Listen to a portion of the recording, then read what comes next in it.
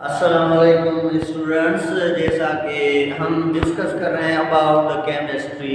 तो ये चैनल जो है आपका केमिस्ट्री विथ इम्तियाज़ मरीद, इसमें हम डिफरेंट लेक्चर्स के बारे में फर्स्ट ईयर के टॉपिक्स की स्टडी की, इंटर के लेक्चर्स अपलोड किए।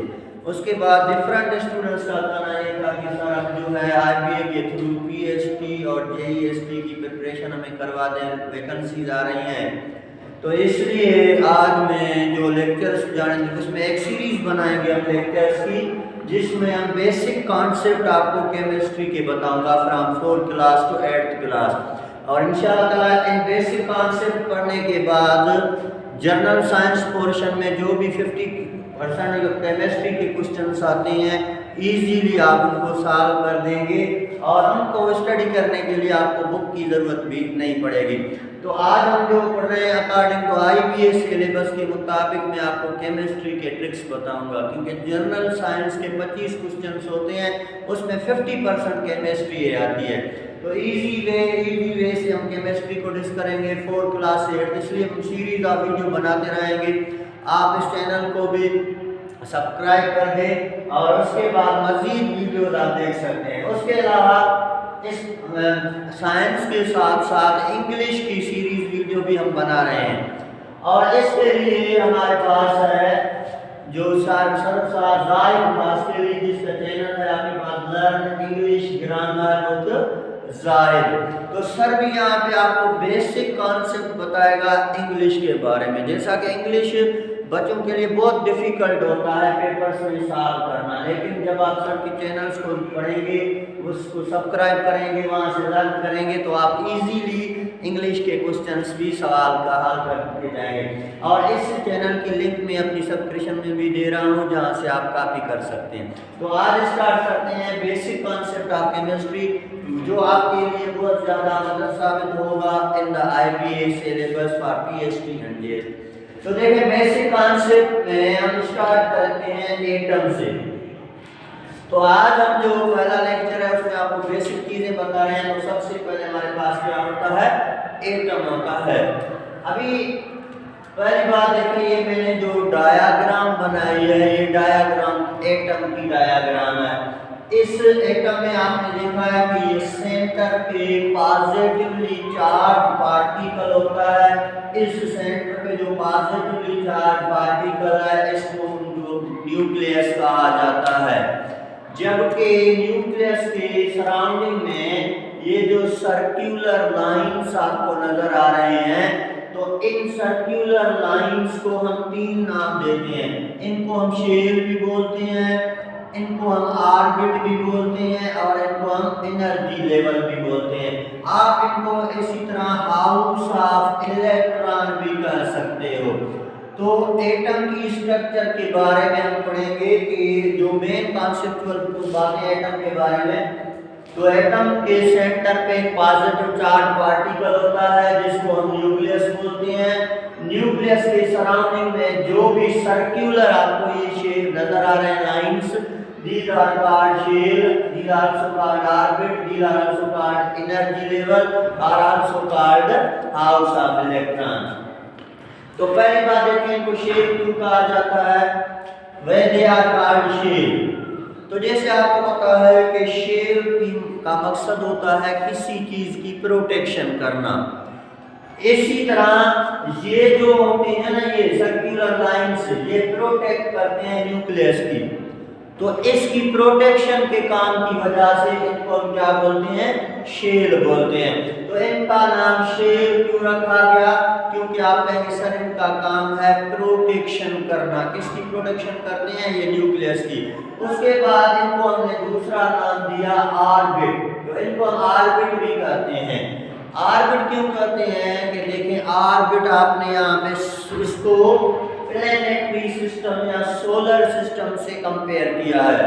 तो वहाँ पे क्या होता है, सेंटर पे सन होता है और उसके सराउंडिंग में ये ऑर्बिट्स होते हैं। तो इसी तरह इनको हमने ऑर्बिट का भी नाम दिया, क्योंकि यहाँ सेंटर पे न्यूक्लियस है और ये सराउंडिंग में आपके सर्कुलर लाइंस हैं। इसी तरह इनको हम एनर्जी लेवल भी बोलते हैं। अभी देखिए एनर्जी लेवल्स क्यों बोलते हैं, तो आपको याद होना चाहिए कि इनको इनको एनर्जी लेवल इसलिए कहा जाता है क्योंकि इनके पास अपनी अमाउंट कुछ ना कुछ अमाउंट में एनर्जी होती है। फॉर एग्जांपल अगर इसके पास 2 जूल है, इसके पास 3 जूल है या इसके पास 4 जूल है, तो सबसे पहले आपको याद होना चाहिए कि they have some amount of energy, that's way they are also called energy levels. और इनमें जो एनर्जी लेवल्स का नाम रखा वो किसने रखा? सर नील बोहर ने। तो इसी तरह इनको हम क्या बोलते हैं? ऑर्बिट भी बोलते हैं, तो क्यों बोलते हैं? शेल बोलते हैं, क्यों बोलते हैं? एनर्जी लेवल बोलते हैं, तो क्यों बोलते हैं? उसके बाद इनको हम हाउस ऑफ इलेक्ट्रॉन भी कहते हैं। इनको क्या बोलते हैं?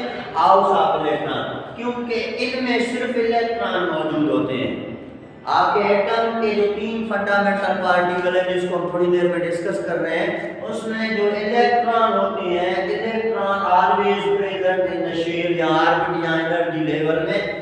इसी वजह से इनको हाउस ऑफ इलेक्ट्रॉन भी कहा जाता है, क्योंकि यहाँ पे इलेक्ट्रॉन की प्रेजेंस होती है, जबकि प्रोटॉन न्यूट्रॉन्स को आपको शेल में कभी भी नहीं मिलेंगे। तो अभी देखिए हमारे पास क्या है, मैंने अभी आपको बताया शेल, ऑर्बिट, एनर्जी लेवल। उसके बाद ये सेंटर पे क्या है हमारे पास? न्यूक्लियस है। तो न्यूक्लियस जो है एटम की सेंटर में positive charge particle, that is called nucleus. अभी देखिए न्यूक्लियस जो है it is made up of 2 fundamental particle, one is neutron and other is proton. तो न्यूट्रॉन और प्रोटॉन जब कंबाइन होते हैं दे फॉर्म न्यूक्लियस। तो इसी तरह यहाँ से आपको ये बात क्लियर हो गई कि एटम के 3 फंडामेंटल पार्टिकल हैं। कितने? 3, जिसमें इलेक्ट्रॉन, जिसमें प्रोटॉन, जिसमें न्यूट्रॉन। अभी यहाँ से आपको ये भी आना चाहिए कि इलेक्ट्रॉन जो होते हैं वो एटम की शेल में या ऑर्बिट में या एनर्जी लेवल्स में होते हैं, जबकि जो न्यूक्लियस में 2 फंडामेंटल पार्टिकल हैं, एक प्रोटॉन और दूसरा न्यूट्रॉन।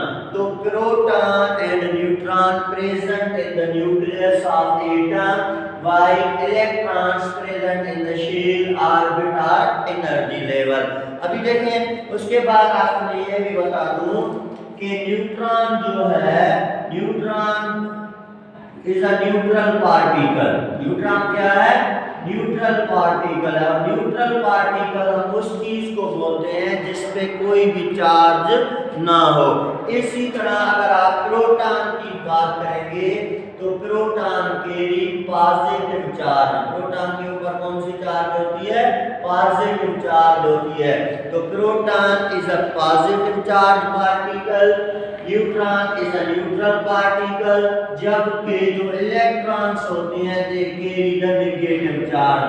तो इसी तरह ये भी आपको फंडामेंटल याद होने चाहिए कि किस पार्टिकल पे कौन सा चार्ज होता है। तो proton carry positive charge, neutron particle जो है वो न्यूट्रल है, उस पे कोई भी चार्ज नहीं।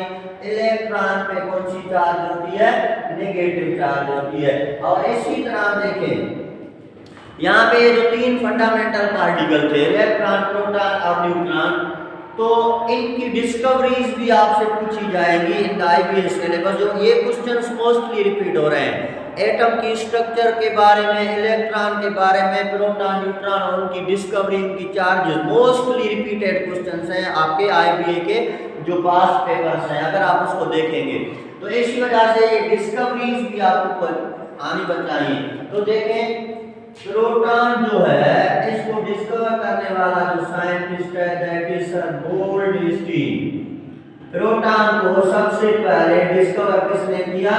सर गोल्डस्टीन ने। तो proton discovered by Goldstein scientist, जबकि आपके पास ये जो न्यूट्रॉन है, this neutron was discovered by James Chadwick. तो न्यूट्रॉन को डिस्कवर करने वाला साइंटिस्ट जेम्स चैडविक है। प्रोटॉन को डिस्कवर करने वाला साइंटिस्ट सर गोल्डस्टीन है, जबकि इलेक्ट्रॉन को डिस्कवर करने वाला या इलेक्ट्रॉन डिस्कवर्ड बाय, तो इलेक्ट्रॉन को डिस्कवर्ड किसने किया?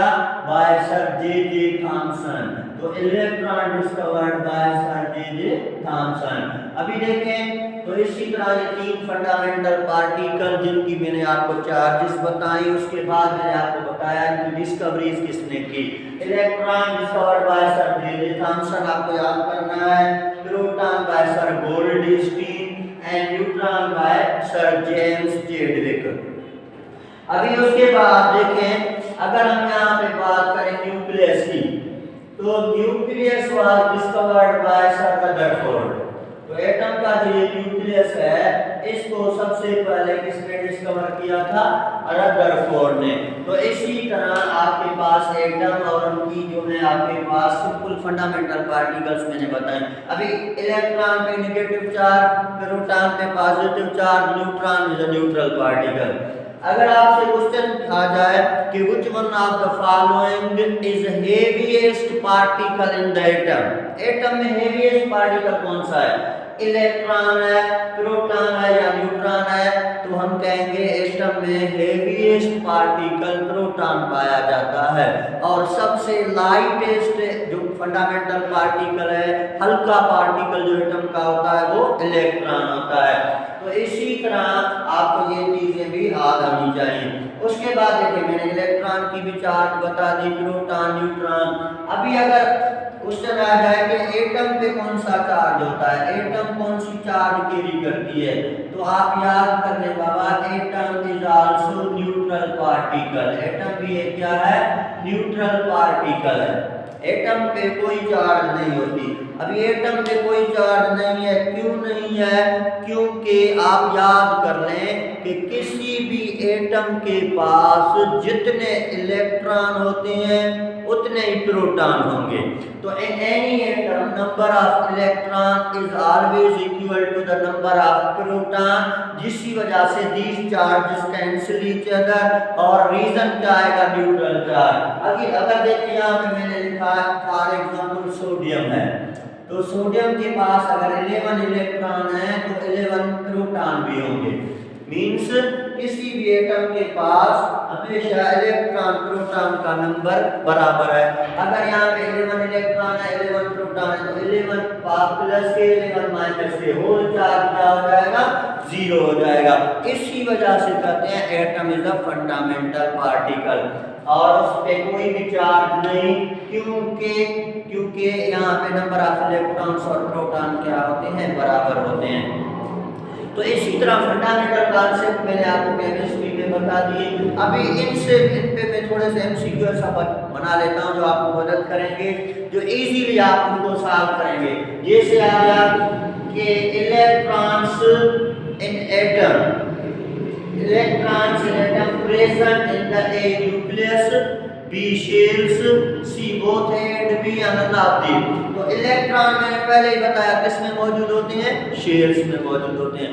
उसके बाद अगर क्वेश्चन आ जाए कि electron carry a negative charge, B positive charge, C neutral या नन ऑफ दीज, तो आप कहेंगे कि सर इलेक्ट्रॉन पे कौन सी चार्ज होती है? नेगेटिव चार्ज है। अभी आगे question electron discovered bye, electron को किसने डिस्कवर किया? तो आप कहेंगे sir this was discovered by sir J Thompson. तो इसी तरह ये एमसीक्यूएस के थ्रू भी आपसे ये क्वेश्चन एमसीक्यूएस नहीं आएंगे, हम इनको ऐसे कॉन्सेप्ट के थ्रू पढ़ेंगे कि आप विद इन सेकंड्स बिना किसी टाइम जाया करने के आप अपने एमसीक्यूएस को सॉल्व करते हो। तो इसी तरह ये मैंने फंडामेंटल पार्टिकल्स बताए एटम के, जहाँ से आपको जो भी चीज़ है वो क्लियर होगी। इंशाल्लाह ये सीरीज वीडियोस की चलती रहेगी, 2 या 3 वीडियोस में बेसिक कॉन्सेप्ट पे पढ़ाऊंगा, उसके बाद 4 से 8 साइंस तक साइंस के जो भी केमिस्ट्री पोर्शन है वो सॉल्व कराऊंगा। आप जो है इजीली इनको सॉल्व कर सकते हैं, इजीली ये पेपर जो है आपके लिए केमिस्ट्री पोर्शन बन जाएगा।